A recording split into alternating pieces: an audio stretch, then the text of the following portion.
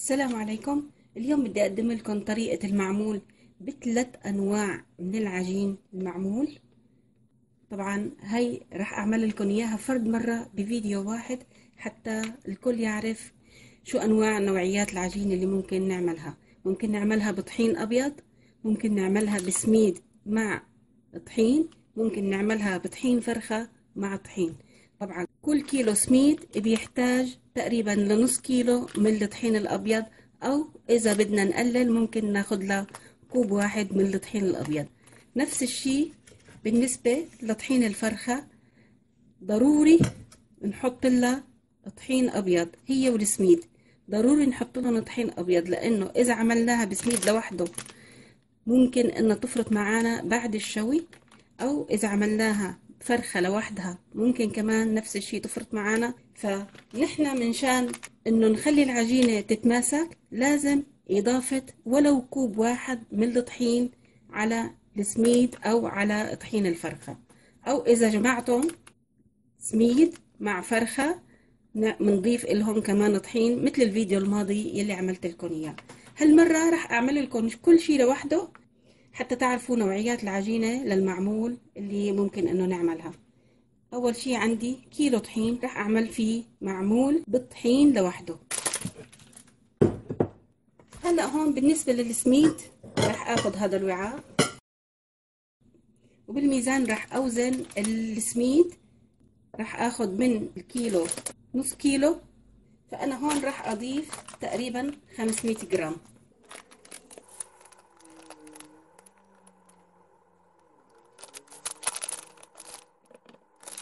حتى يطلع الوزن تمام. هلأ هي عبت لي نص كيلو من السميد. بالنسبة لكوب المقاس بيطلع قد حجم هالكاس البلاستيك. كوب المقاس قد حجم كاس البلاستيك، فإذا بدكم إياها بكوب المقاس راح أفرجيكم قد ايه راح تطلع بالنسبة لكوب المقاس. هذا هيك عندي واحد، كوب واحد، كوبين، 3 أكواب، تقريبا 3 أكواب وثلث من كوب المقاس. هذا هو النص كيلو. هلا بالنسبة للخلطة هاي، خلطة السميد، راح أضيف لها كوبين من الطحين،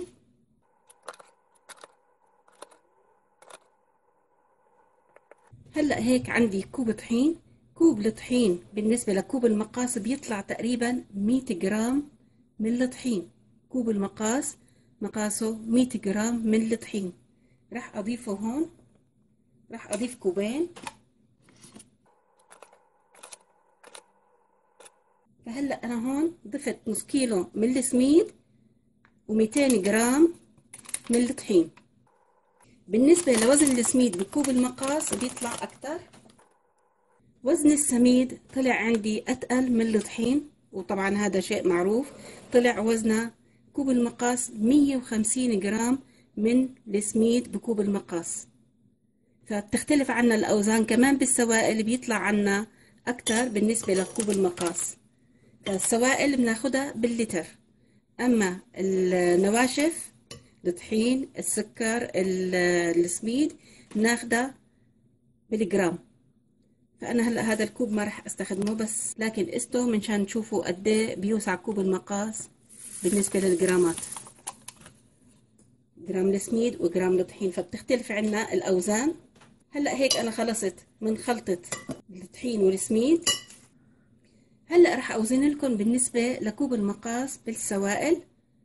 رح طبعا هاي الكاسة وزنها 9 جرام، رح بقيم 9 جرام من الوزن، بضل عندي 180 جرام من السوائل موجودة بكوب المقاس. فكوب المقاس بيوسع تقريبا 180 جرام إذا بدنا ناخدها بالجرامات. أما باللتر رح أوزنها وأشوفها باللتر قد بتطلع. تقريبا نفس الشي، طلعت معي تقريبا نفس الشي 180 ميلي لتر بالنسبة لللتر. طبعا الجرام تقريبا نفس اللتر. فهي هي بالنسبة للأوزان حتى ما الكل يتخربط. أعطيتكم الأجوبة بالنسبة للمقاسات قبل ما إنه تسألوا على القناة أو بالجروب. خلصنا من أوزان السميد، رح ناخد بالنسبة لطحين الفرخة. هلأ قبل ما أخد طحين الفرخة رح بوزن الطحين العادي. طبعا أنا عملت كيلو واحد من الطحين، رح أشوف كم كوب رح يطلع معي.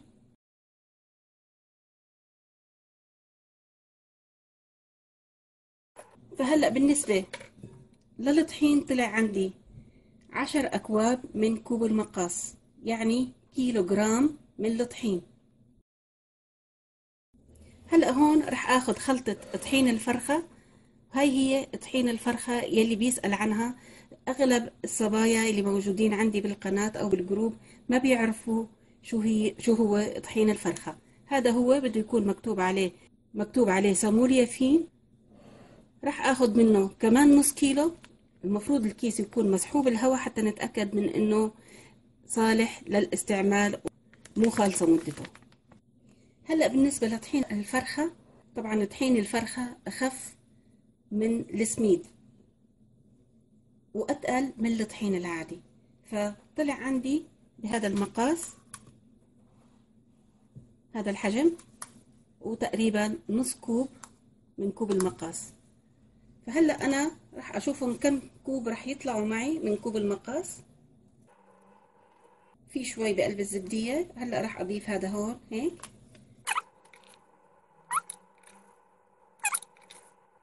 طحين الفرخة طلع عندي 4 أكواب من كوب المقاس، مثل ما انتم شايفين، لأنه طحين الفرخة كان مضغوط جدا بقلب الكيس فمكتل معي. هلأ راح بنخله حتى تتفتح ذرات الطحين معي بالشكل المطلوب قبل ما انه اضيف عليه الطحين بهالشكل هذا.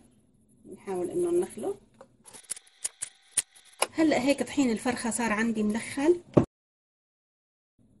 مثل ما انتم شايفين بالشكل هذا. هلا راح اضيف لطحين الفرخه راح اضيف له 3 اكواب من كوب المقاس طحين. هذا كوب، هذا 2،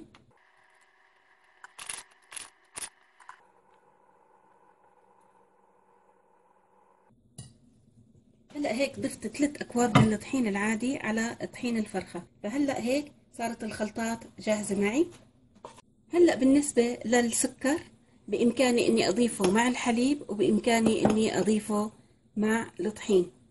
بالنسبه للسكر، لكل نوع من هالأنواع هاي راح أضيف له تقريبا 150 جرام من السكر. راح نشوفها على كوب المقاس قد ايه بتطلع. تقريبا كاسة إلا شوي مثل ما انتم شايفين، إلا معلقة، طبعا كاسة إلا معلقة. هلأ هون صار وقت تشوفوا شو هو المحلب. المحلب هذا هو ممكن تلاقوه عند أي عطار، أي نوع من الماركات ما بتفرق. فالمهم انه تكون نوعية المحلب من النوع الممتاز، يعني ما يكون محنن. فالمفروض قبل ما نضيفه على الكعك نتأكد من ان ريحته ظريفة. راح افرجيكم كيف شكله.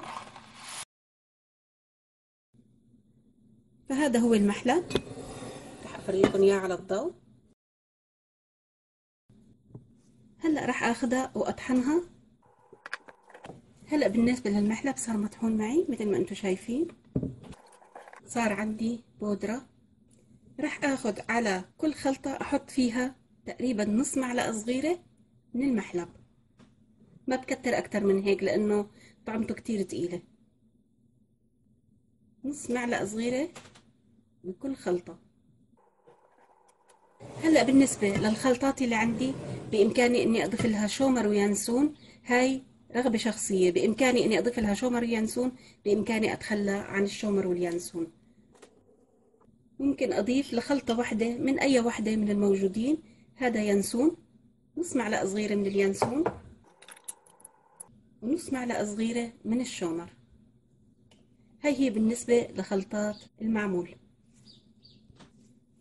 هلأ فرد مرة راح أضيف عليهم السكر.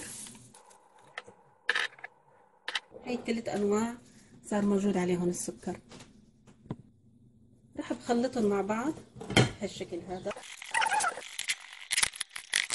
هلا هيك صاروا مخلوطين جاهزين. هلا راح اضيف لهم السمنه. هلا بالنسبه لاضافه السمنه، مثل ما قلت لكم تقريبا طلعوا عندي بالنسبه للطحين 10 اكواب. فكيلو من الطحين بيحتاج لنص كيلو من السمنه. طبعا السمنه عندي نباتيه، وهي السمنه عندي انا عملتها بلديه حيوانيه طيبه ورائعه جدا. فانا ضفت 400 جرام من السمنه من النباتيه، راح اضيف لها 100 جرام من السمنه اللي انا عملتها. رائحتها جدا طيبه، ظريفه كتير للحلويات. راح اخذ منها 100 جرام واحطها فوق هاي السمنه. انا هلا هيك صار عندي نص كيلو من السمنه، راح اضيفها هون. راح اضيفها فوق الطحين، فوق خلطه الطحين لوحدها. هلا هون راح ابلش ببس الخلطه الاولى. طبعا عندي مكنه خصوصي لبس الكعك، لكن اغلب الموجودين اللي بيحضروني ما في عندهم هي المكنه، وما بدي احملكم فوق طاقتكم. فانا بحاول اني اعمل جهدي بايدي، ابس الطحين بايدي حتى الكل يشوف كيف الطريقه. بفركها هيك بهالطريقه هاي.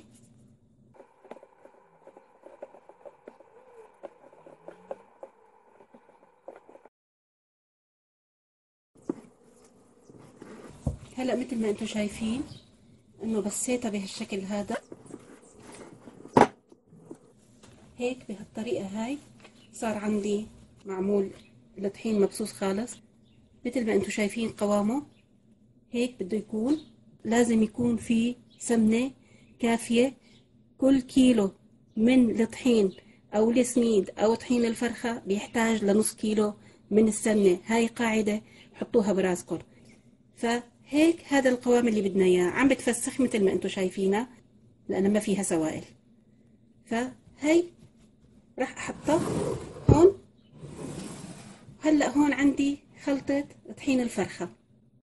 خلطة طحين الفرخة ضفت 3 أكواب طحين بيطلع وزنهن 300 جرام، وضفت نص كيلو من طحين الفرخة. هدلون كلهم على بعضهم طلع وزنهن 800 جرام. فأنا راح أضيف نص وزنهن سمنة، يعني 400 جرام من السمنة. وهلأ أنا هون وزنت سمنة. من السمنة اللي أنا عملتها أخذت 100 جرام، و300 جرام ضفت من السمنة النباتية. شوفوا هون فرق مرة. هلأ برجع ببسهم كمان مثل ما عملت بالطحين.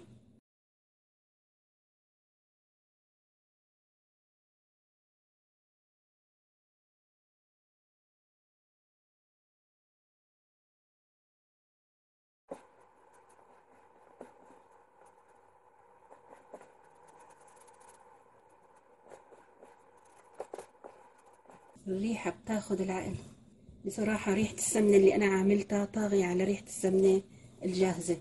ريحتها كتير كتير ظريفة، مع إني ما ضيفت لها أي منكهات. بنضل بنفرك فيها تقريبا ربع ساعة زمن حتى تتشرب السمن مع بعضها. هلأ هيك صارت خالصة معي. هي بالنسبة لعجينة المعمول يلي بطحين الفرخة وطحين أبيض. هلأ بالنسبة للسميد مع الطحين الأبيض، نحن أخدنا نص كيلو من السميد وضفنا عليه كوبين من الطحين الأبيض. فكوبين من الطحين الأبيض 100 جرام كل كوب، بيطلع عندي 700 جرام من الخليط. هلأ هون راح أضيف له 350 جرام من السمنة. هلأ راح أضيف السمنة. هلأ مباشرة راح أبس الخلطة اللي من السميد والطحين بنفس الطريقة.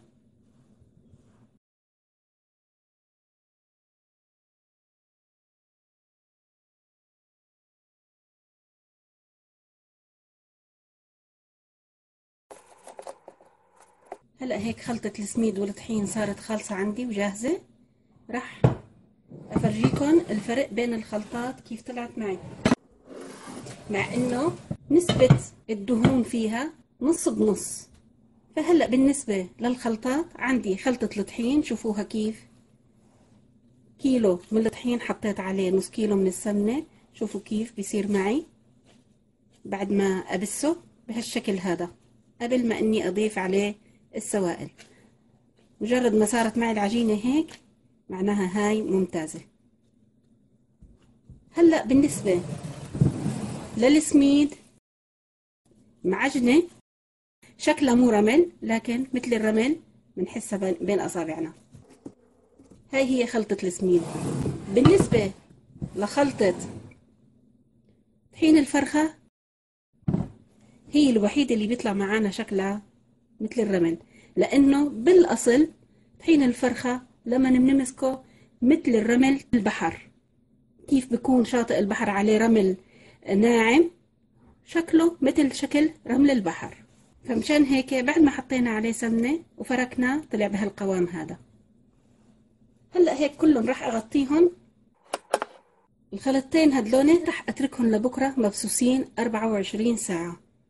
والخلطة تبع الطحين اليوم ممكن أعملها بعد ساعة أو ساعتين، ممكن أشتغل فيها بنفس الوقت هلأ، لكن بين ما أضبضب وبين ما أخلص بكون صار لها شي ساعة مبسوسة.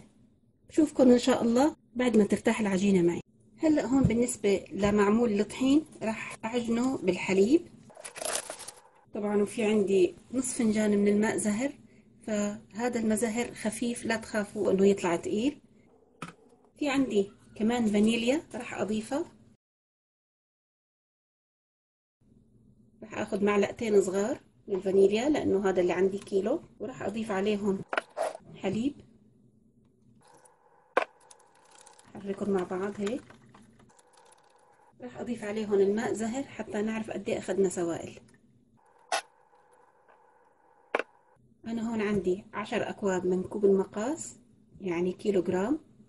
راح اضيف عليه حليب مع فانيليا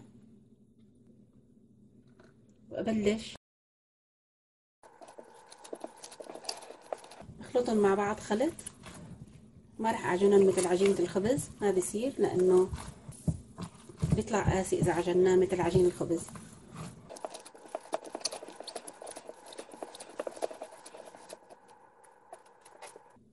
شايفين العجينة عم تتفسخ معي، فبحاجة لسوائل كمان. راح اضيف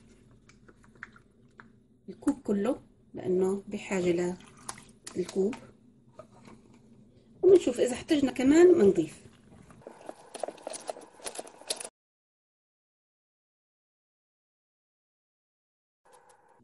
لسه العجينة عم تتفسخ بدها كمان. انا حطيت هلا هيك نص كوب وراح اشوف قد ايه ممكن تاخذ معي. راح اوزنه تقريبا 110 جرام الموجودين هون، راح اشوف شو راح اخذ منهم. طبعا اي نوع من انواع العجينة ممكن انه نضيف لها شومر وينسون. انا مثل ما شفتوا ضفت فقط لعجينة السميد. هلا راح اشوف العجينة هون كيف صارت معي.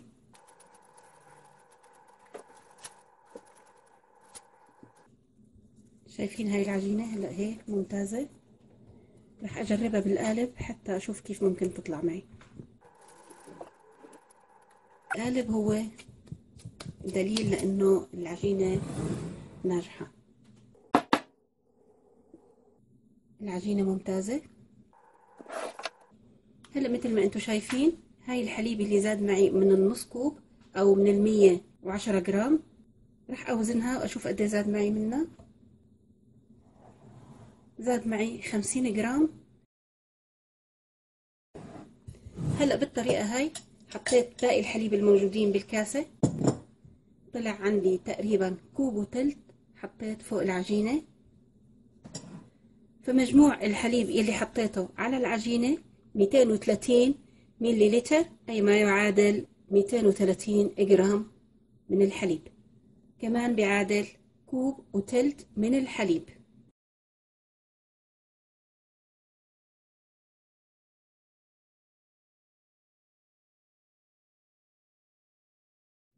هلا هون في عندي خلطة معمول السميد، رح افرجيكم كيف صار شكلها بعد ما بسيتها مدة 24 ساعة. هلا هذا هو شكلها هيك مثل ما انتم شايفين. لسه ما حطيت عليها حليب. اذا حدا عنده تحسس من مادة اللاكتوز ممكن انه تستخدموا حليب فول الصويا او حليب جوز الهند. الجهتين كتير مناسبين.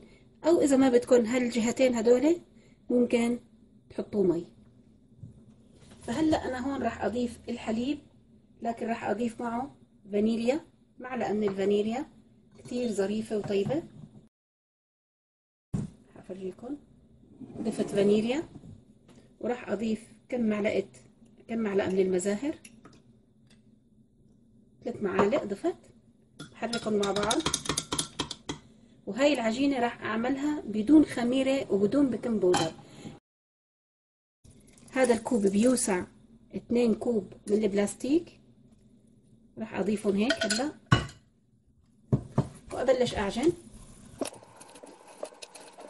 طبعا لا تخافوا اذا طلعت العجينة مرقة، لان بدنا نتركها تقريبا كمان 24 ساعة حتى تتشرب الحليب.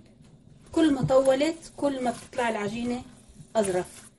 كل ما طولت بعد ما نعجنها تطلع العجينة أظرف وأطيب، بتصير بتفتفت معنا. رح برجع بضيف كمان.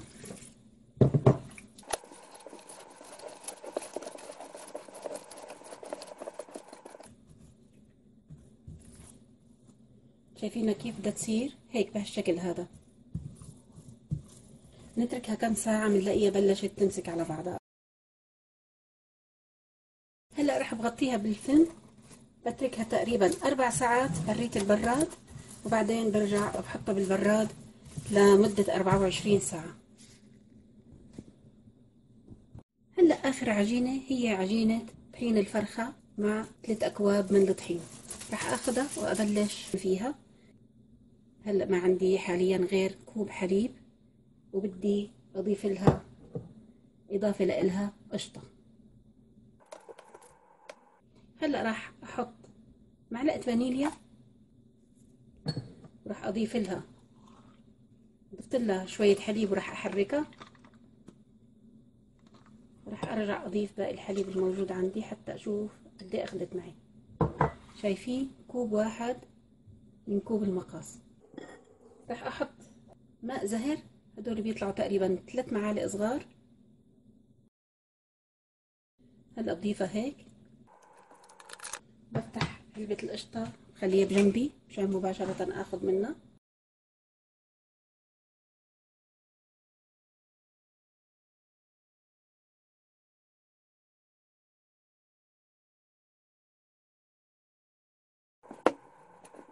هلا هيك مثل ما قلت لكم الحليب ما طلع كافي لإلها، راح اضيف لها القشطة عندي.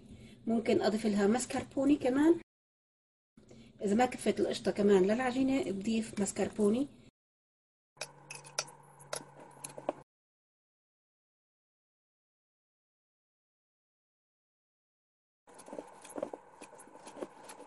بضل بجبل فيهم لحتى يصيروا عجينة متماسكة.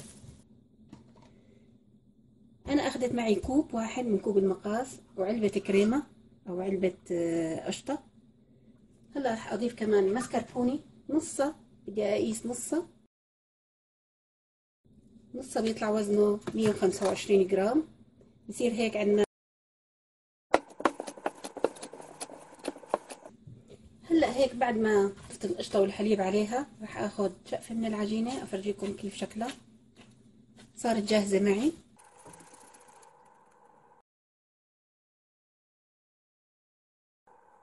هذا هو شكلها، وكتير ناجحة وظريفة العجينة للمعمول.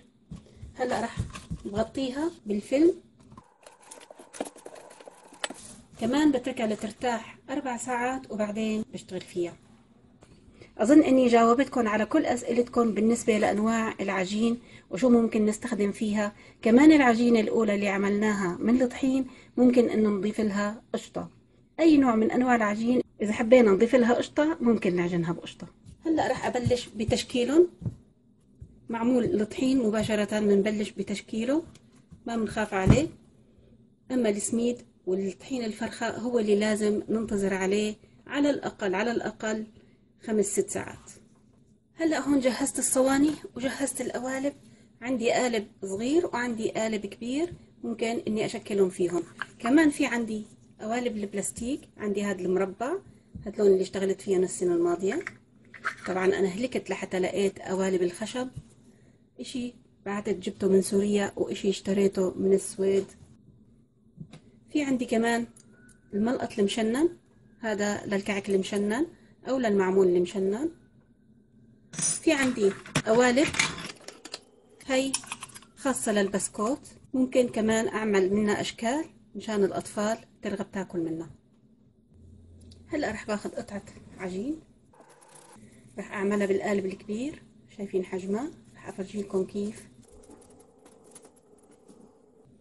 اول اشي بضغط العجوة هيك حتى ما اضغط العجينة عليها وتطلع من العجينة، مباشرة بحطها هيك بهالشكل هذا. هلا بدي احاول اني اضغطها على القالب،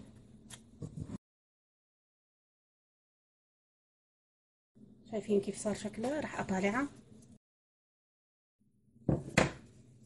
هذا هو الشكل اللي بدنا اياه.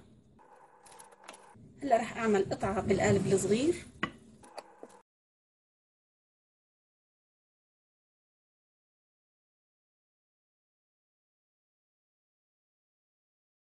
طبعا مثل ما لاحظتوا انا ما حطيت فيها خميرة نهائيا. عجينة المعمول تطلع اظرف بكتير بدون خميرة ولا بيكنج باودر. شايفين كيف شكلها كتير جميل. هلا رح بعمل القطعة الصغيرة الخاصة بالاطفال، باخذ عجينة صغيرة، وبالنسبة للعجوة صغرت منها وراح اضيفها هيك بالشكل هذا. اي زوايد من العجينة بتطلع بعملها هيك بهالطريقة هاي طالعة. قالب جميل جدا، راح اطالعها بهالشكل هذا. شايفين المنظر كتير جميل. كمان هلا هي عملتها موديل ورقة شجر او شجرة صغيرة، طالعة بهالشكل هذا. هلا هيك عملت موديل النجمة، نزلت بكل سهولة. طبعا الأطفال بيحبوا أنواع البسكوت أو الكعك اللي إلها أشكال ألعاب أطفال أو اللي إلها أشكال الفاكهة، كتير بيرغبوا إنه ياكلوا منها. فنحن لازم نعمل شي حتى نرغبهم بالأكلات المفيدة. هلا عندي هذا الشكل كمان، موديله كتير جميل. هلا هون بدي أقدم لكم طريقة الملقط المشنن. باخذ العجينة بعملها هيك بهالشكل هذا. طبعا عملت لكم اياه السنة الماضية بفيديو، عملت لكم اياها على الجروب. بحاول اني اخلي القاعدة تبعها ملسة حتى نقدر نقعدها على الصينية. بعملها هيك بهالطريقة هاي.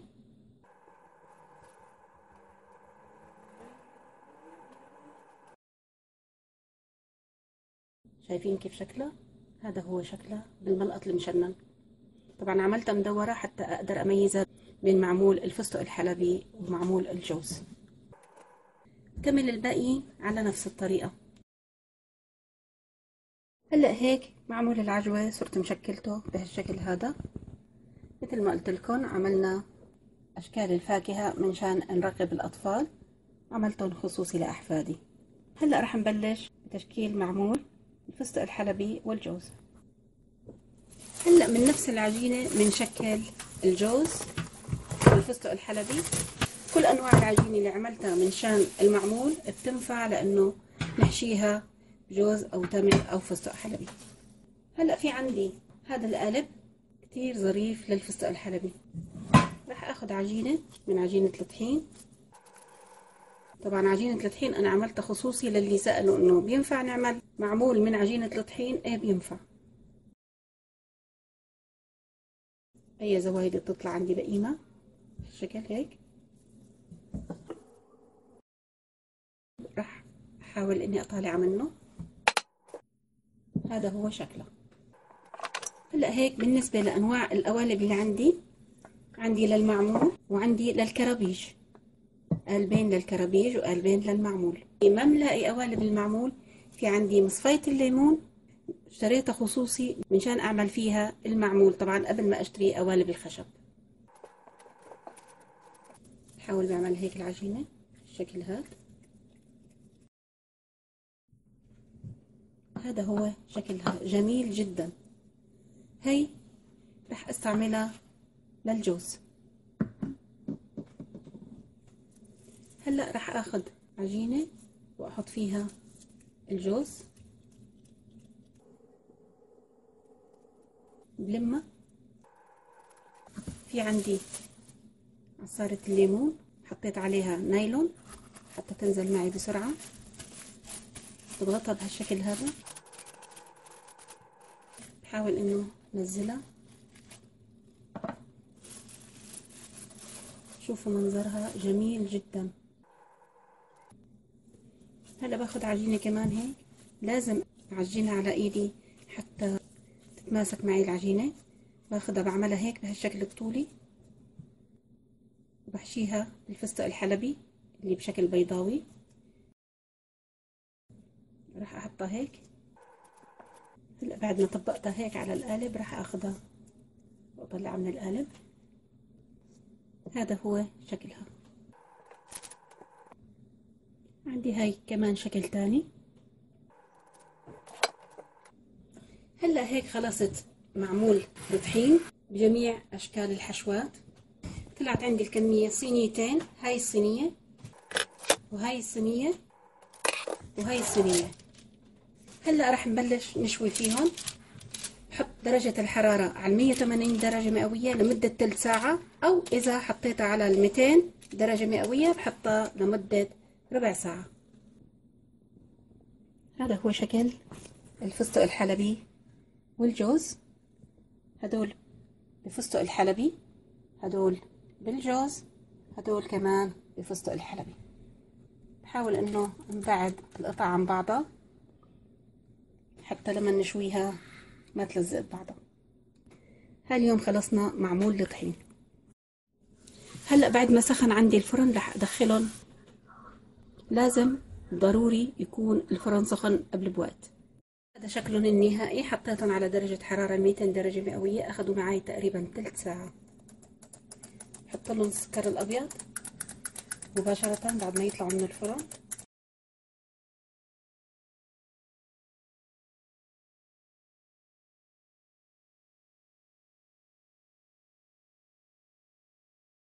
طبعا هذا السكر البودرة ممكن نضيفه فقط على المعمول يلي بالجوز او يلي بالفستق الحلبي.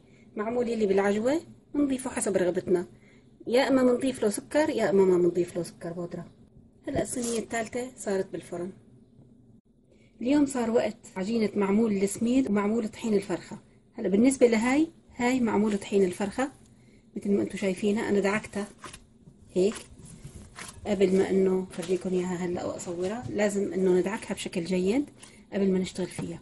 هاي هي بالنسبة لقوام عجينة طحين الفرخة. نفس الشي بالنسبة للسميد. اهم شغلة انه ننتبه من السوائل، انه ما نضيف عليها سوائل كتير حتى تطلع عجينة تمام. شايفين كيف شكلها؟ طبعا بامكانكم تضيفوا لها زيت. يلي بيحب انه يضيف للعجينة زيت لما ننبسها بامكانكم تضيفوا لها زيت. انا ما بضيف لها زيت مثل ما قلت لكم. اول شي رح ابلش بقطعة من طحين الفرخة. من كل وحدة رح افرجيكم قطعة او قطعتين حتى ما اطول بالفيديو اكتر من هيك.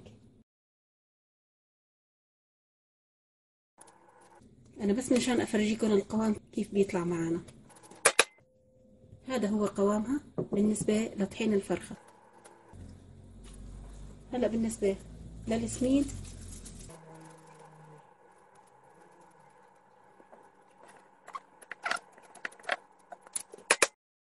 نفس النتيجة ابدا ما بتختلف.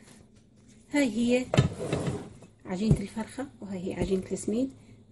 راح اعمل منهم كمان فستق حلبي وراح اعمل منهم جوز. اتمنى انه ينولوا اعجابكم. باخر الفيديو راح افرجيكم النتيجة كيف. هلا على فرضا طلعت العجينة بتلزق، بعد ما احشيها باخدها، بجيب نشا، بلكها هيك بالنشا من تحت، وبعدين بهالشكل هذا فقط بنسفلها، باخدها بحطها بالقالب هيك. طبعا انتوا شفتوا انه ما لزق معي، لكن راح افرجيكم طريقة مشان اللي بلزق معها هالقالب تلاقي له حل. هيك طلعت معي المعمولة بكل سهولة عن طريق النشا. هاي هي طريقتي للمعمول بثلاث أنواع من العجين. هذا معمول فستق حلبي وبجوز، مشان هيك رشينا عليهم سكر بودرة. هذا معمول بعجوة. ثلاث أنواع من العجين. بالنسبة للي بسميد أمرتهم شوي. بالنسبة للمعمول بطحين هذا شكله أشقر شوي. بالنسبة للمعمول بطحين الفرخة هذا شكله، يعني بتبين بقرشتهم انه هذا طحين وهذا سميد وهذا طحين فرخة. بالنسبة لها العلبة هاي عملتها مثل ما قلت لكم للأطفال لأحفادي، منظرها كتير رائع. بالنسبة للمعمول اللي بفستق الحلبي وبالجوز، المفروض انه نلفهم بالورق. هذا ورق خاص للسماد غوض او ورق الزبدة، ممكن ناخدها ونلفها بهالشكل هذا، ونضبها هيك على بعضها ونلفها بهذا الشكل حتى ما ينشفوا معانا. يعني ممكن انه يضلوا لشهر وما يخلصوا، فنحن ما بدنا اياهم ينشفوا بالهواء، بحتفظ فيهم بهالطريقة هاي. هذا اجمل شيء. هاي هي طريقتي للمعمول، ان شاء الله انها تنول اعجابكم. معكم مطبخ مدام ابتسام، اهلا وسهلا فيكم، صحة والف عافية، وكل عام وانتم بألف خير وصحة وسلامة. ان شاء الله بنعاد عليكم بالامن والامان والخير والصحة والعافية.